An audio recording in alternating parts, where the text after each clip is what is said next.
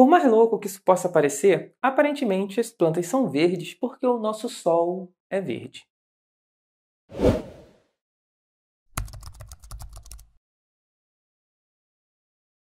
De acordo com pesquisas realizadas na Universidade da Califórnia em parceria com outras universidades, a cor verde das plantas pode não ser um mero acaso. Essa pesquisa foi publicada em junho de 2020 e eu quero deixar aqui créditos ao canal SciShow, que fez um vídeo divulgando essa incrível pesquisa. Como sabemos, as plantas absorvem a luz solar para utilizar essa luz como fonte de energia na produção da seiva, que é o seu alimento. Mas a física nos ensina que a cor de um objeto está atrelada a dois fenômenos, que é a absorção e a reflexão. Na prática, quando iluminamos um objeto com uma luz branca, essa luz pode ser representada por todas as cores do arco-íris, que ao incidir no objeto, parte dessa luz é absorvida pelo objeto e uma outra parte, uma pequena parcela, é refletida pelo objeto. É justamente dessa parcela que é refletida que chega aos nossos olhos que nós entendemos as cores do objeto. Então, se eu enxergo uma planta verde, é porque as plantas elas se recusam a absorver o verde e o verde é refletido pelas plantas vindo até os nossos olhos. Caso as plantas absorvessem todas as cores, nós enxergaríamos as plantas em tons de preto, em escalas de cinza e preto. E aqui nós temos um ponto que deixou os cientistas intrigados por muito tempo. Como aprendemos no nosso vídeo sobre a real cor do Sol, de todas as cores emitidas pelo Sol, o verde é o mais intenso. Logo, o verde seria uma ótima fonte de energia para as plantas produzirem o seu próprio alimento. Mas mesmo assim, elas se recusam a absorver o verde, refletindo o verde para nós. O mais curioso é que essa rejeição pelo verde não ocorre com uma ou outra espécie. É com mais de 99% das espécies conhecidas. Então os cientistas chegaram à conclusão de que tem que ter um porquê. E os pesquisadores da Califórnia acreditam ter chegado na real resposta, que é estabilidade de produção. Ah, sim. Entendi nada. Você deve estar se perguntando o que é essa tal de estabilidade de produção e o que isso tem a ver com as plantas. E é aqui que começa o nosso real aprendizado. Mas antes de seguirmos, nós devemos ter a clareza de que plantas não se alimentam de luz. Elas utilizam a luz para produzir o seu próprio alimento, que é a seiva. Como as plantas utilizam a luz para produzir o seu alimento, talvez ela não precise pegar tanta energia de uma vez para conseguir produzir a seiva. Um exemplo que podemos fazer é, eu pego meu bolo de cenoura, coloco ele para assar e eu vou utilizar uma certa quantidade de energia para assar esse bolo. Eu coloco meu bolo no forno e deixo ele lá por 30 minutos a 180 graus. Isso vai me dar uma quantidade de energia. Esses 30 minutos a 180 graus vai representar ali a quantidade de energia que eu vou estar gastando. Mas eu poderia aumentar a temperatura a 360 graus e deixar o bolo por 15 minutos. E se eu fizesse isso, daria certo?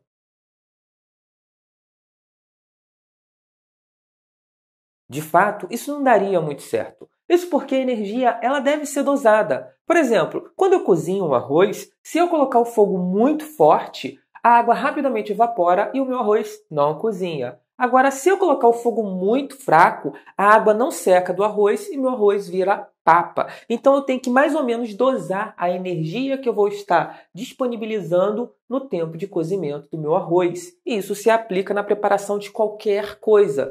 Voltando para as plantas, elas não podem regular a luz solar, que varia com a hora do dia, com as estações do ano e com alguns outros fatores climáticos. Isso significa que em alguns momentos a intensidade solar pode ser muito alta e em outros a intensidade solar pode ser muito baixa. Mas estudos provaram que, mesmo diante de um sol ao meio-dia muito intenso ou num sol de fim de tarde mais brando das 6 da tarde, as plantas realizam fotossíntese basicamente com a mesma eficiência. O fato das plantas realizarem fotossíntese tão bem num sol de fim de tarde quanto num sol de meio-dia levaram os cientistas a duas conclusões muito importantes.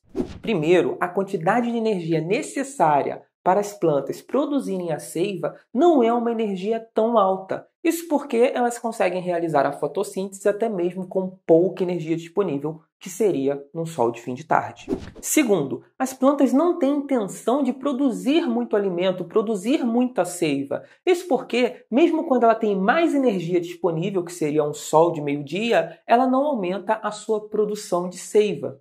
Então, para entendermos o porquê as plantas são verdes, nós devemos tirar o nosso foco da quantidade de energia que faz a gente acreditar que as plantas deveriam absorver o verde por se tratar da luz mais energética emitida pelo nosso Sol e focar em estabilidade energética, aonde a planta se preocupa em manter uma taxa de produção de seiva, manter uma quantidade de seiva produzida por dia constante.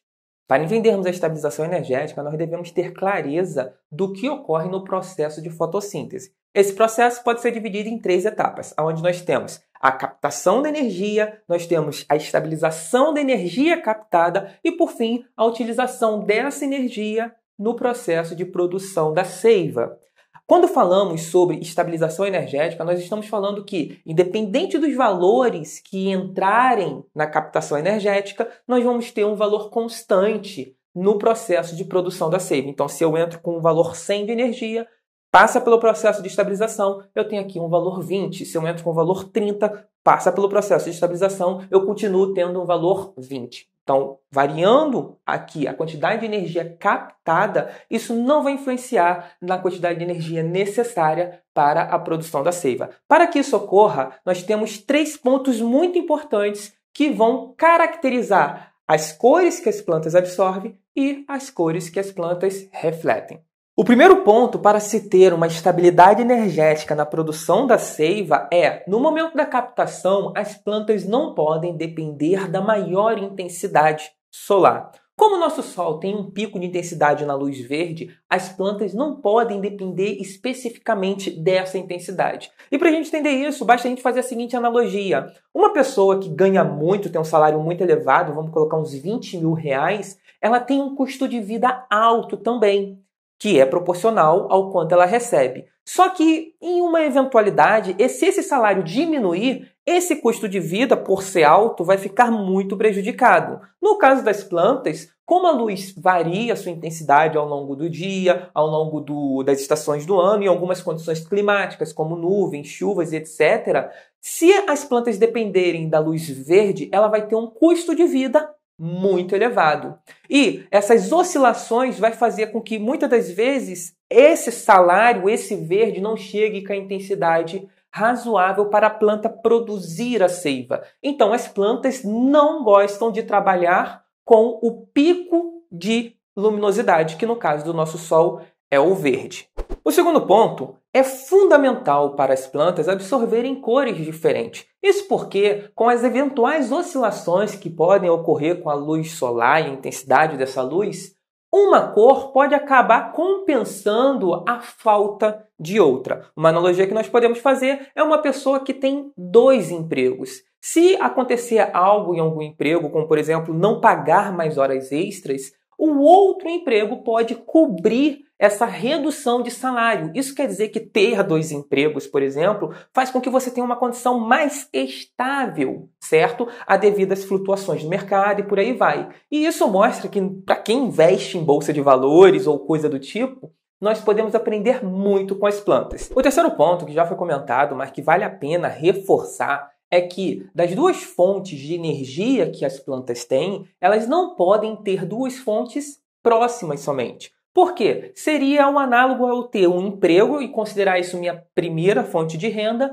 e ter as horas extras desse emprego e considerar como se fosse a minha segunda fonte de renda. Porque se nesse emprego eu tiver algum problema, por exemplo, seja demitido, eu acabo perdendo as 2 fontes. Então, fontes muito próximas vão resultar em uma saída, em uma taxa ruidosa de energia para a produção de energia, para a produção de seiva por parte das plantas. E se a gente juntar esses 3 pontos, vamos resumir. O primeiro ponto é eu não posso absorver o verde por ser a maior intensidade. Então, se nós temos aqui todo o nosso arco-íris, as plantas não irão absorver o verde por conta do primeiro ponto.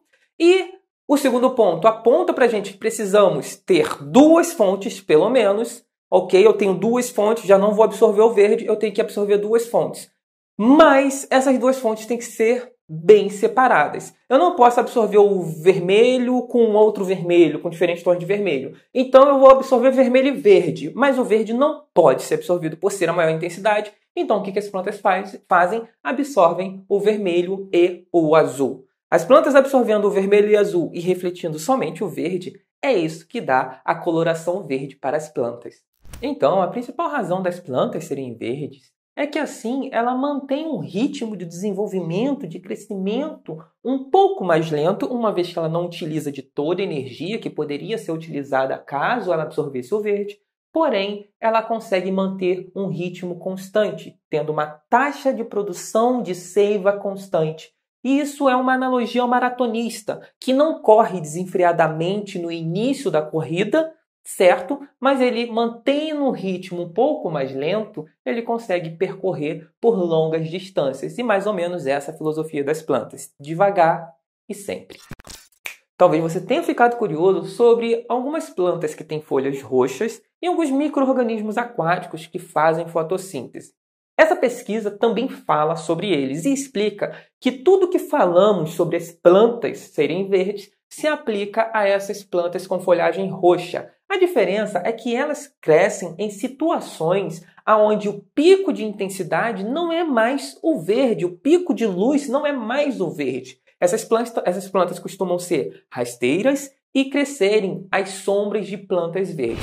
Agora que chegamos ao final do nosso aprendizado sem nenhuma interrupção, eu te convido a clicar nessa bolinha e se inscrever no canal e quero deixar aqui duas recomendações. A primeira delas, o porquê que o Sol é verde. E sim, o Sol é verde, confere lá. E a segunda delas é por que o fundo verde é verde. Ah, e não se esqueça de ativar as notificações para estar acompanhando aí o meu trabalho e a minha didática. A gente se vê no próximo vídeo.